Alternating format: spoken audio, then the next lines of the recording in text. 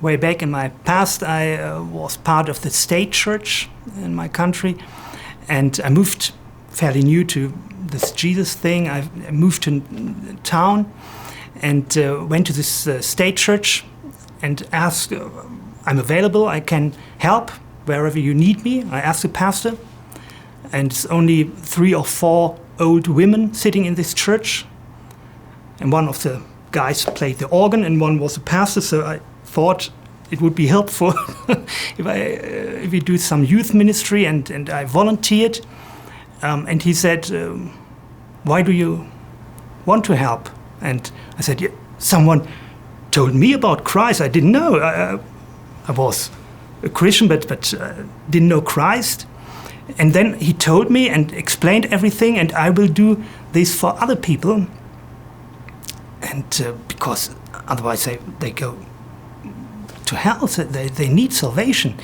And this pastor said, oh no, I don't want your help. We have differences in theology. This theology I don't want to be in my church. I don't want people saved, as you say.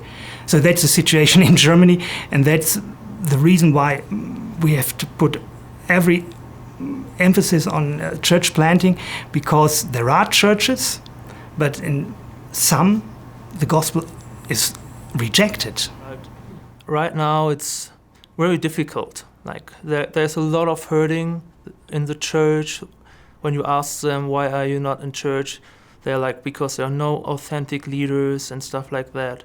And like we as a body of Christ can show them that we really want to love on them. So lots of people would think they are Christians, but they have no idea who Jesus is and what he did for them. So that's, as soon as you start talking about, new life and like Jesus, they would look at you and like, what are you talking about? So it's very discouraging for church planters or Christians to talk to their neighbors, because they think they know everything.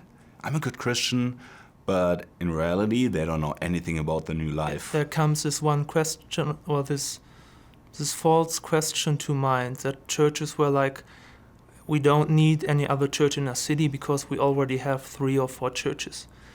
And something rises up in me when I think about the right question, and that is like, how many people are saved and how many people are not in churches. And when I think at Bünde, and when there are 50,000 people and only 1,000 go to a church, and we have 5 or 6 churches and we have 49,000 people who are not in a church, then like there has to be a change, and there is a need for 5,000 more churches in Bünde. And like that's the number we have to look on, the unbelievers, people who really need Jesus.